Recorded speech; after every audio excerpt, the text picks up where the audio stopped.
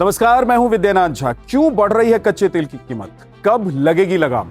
America और Iran के बीच एक बार फिर से युद्ध शुरू होने की आशंका बढ़ गई है और इसके संकेत खुद अमेरिकी राष्ट्रपति डोनाल्ड ट्रंप ने दिए हैं। ट्रंप ने कहा है कि वो ईरान पर कहीं ज्यादा शक्ति से प्रहार करेंगे, यानी पहले जितनी शक्ति से प्रहार किया था उससे ज्यादा। दूसरी ओर ईरान ने भी खुल्लम खुल्ला कह दिया है कि अमेरिकी हमले का जवाब देंगे, कार्रवाई करेंगे। इससे अंतरराष्ट्रीय बाजार में कच्चे तेल की कीमत $125 प्रति बैरल पहुंच गई। ये इसका 4 साल का उच्चतम स्तर है। गौरतलब है कि अमेरिका पहले से ही हॉर्मुज स्ट्रेट की नाकेबंदी कर रहा है और इससे कच्चे तेल की आपूर्ति प्रभावित हो रही है। इसका असर पूरी दुनिया समेत भारत पर भी हो रहा है, ये सबको पता है।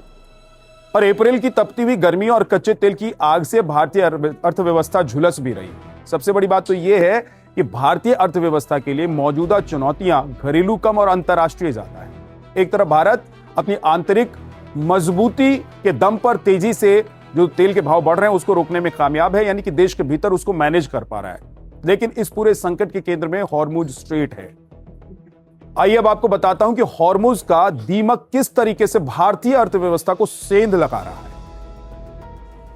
जीडीपी अनुमान को तमाम एजेंसियों ने घटा दिया है। ईरान संकट को देखते हुए आरबीआई समेत आईएमएफ, यूएन और दूसरी जो रेटिंग एजेंसियां हैं उन्होंने भारत के विकास अनुमान में कटौती की है और इसके चलते चालू वित्त वर्ष में भारत की जीडीपी ग्रोथ गिरकर 6% से 6.5% के बीच रहने की आशंका है। कच्चे तेल और उर्वरकों की जो बढ़ती लागत ने थोक महंगाई को बढ़ा दिया है, जिससे घरेलू खपत और औद्योगिक उत्पाद में सुस्ती आई है। सरकार ने पेट्रोलियम और डीजल पर एक्साइज ड्यूटी घटाकर तेल आयात कर राहत देने की कोशिश भी की, लेकिन बड़ा जो व्यापार घाटा है उसको कंट्रोल करना थोड़ा मुश्किल हो रहा है। आईएमएफ के अनुसार अगर युद्ध लंबा खिंचा तो वैश्विक मंदी के बीच भारत को राजकोषीय घाटे और चालू खाता घाटा यानी कि सीएडी के कड़े संतुलन से गुजरना पड़ सकता है।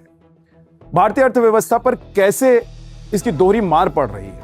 ईरान संकट के कच्चे तेल की कीमत में आग लगी है और इसके चलते भारतीय रुपया टूट रहा है। आज $1 की कीमत $95 से अधिक हो गई है।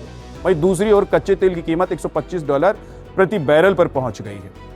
भारत ने तो अपनी तेल जरूरतों का करीब 85% आयात करता है, यानी कि कच्चे तेल की कीमत में हर उछाल सीधे भारत के आयात बिल को बढ़ा रहा है। इससे 3 बड़े असर हो रहे हैं।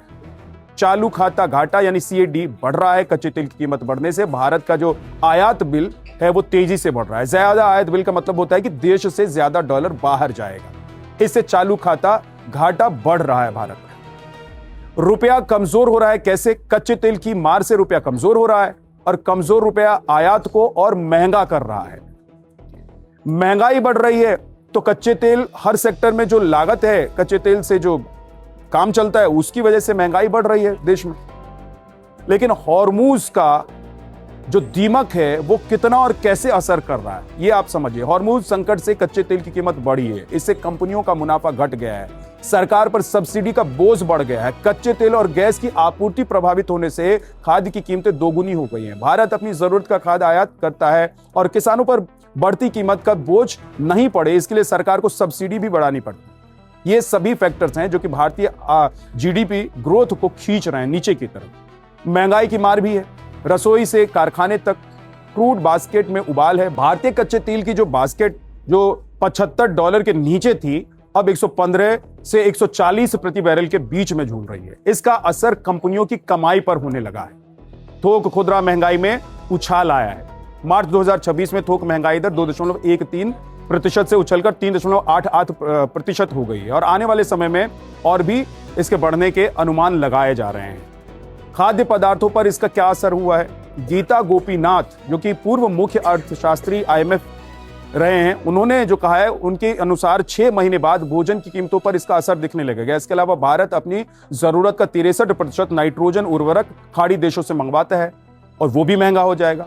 सिस्टमेटिक शॉक केवल तेल की नहीं बल्कि खाड़ी देशों से आने वाले पेट्रोकेमिकल्स और हीलियम की कमी से भारत के दवा और सेमीकंडक्टर और उर्वरक उद्योग जो हैं वो भी संकट में। बेरोजगारी की मार पड़ रही है। शहरों में एलपीजी की किल्लत और बढ़ती महंगाई के कारण सूरत और दिल्ली जैसे जो बड़े शहर हैं वहां से श्रमिक वापस अपने गांव की ओर पलायन कर रहे हैं। खाड़ी देशों में रोजगार संकट के कारण वहां के भी लोग भारतीय जो हैं वो वापस देश लौट रहे हैं, जिससे बेरोजगारी का दबाव बढ़ रहा है। सरकार के पास सीमित विकल्प मौजूद हैं। वैश्विक हालात में भारत सरकार के पास इस संकट से पार पाने के लिए बहुत ही सीमित विकल्प हैं। अगर सरकार लोगों को राहत देने के लिए एक्साइज ड्यूटी घटाती है तो इससे राजस्व घट जाएगा।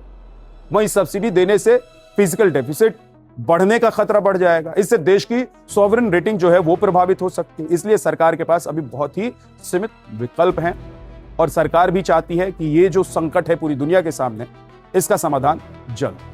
नमस्कार।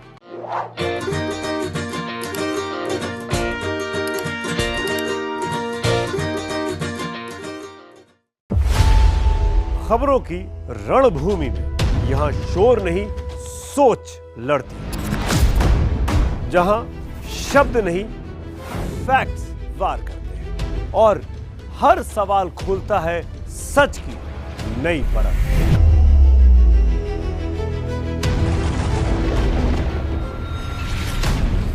चक्रव्यूह आपके अपने सुमित अवस्थी के साथ सोमवार से शुक्रवार शाम 6:57 पर टाइम्स नाउ नव भारत पर।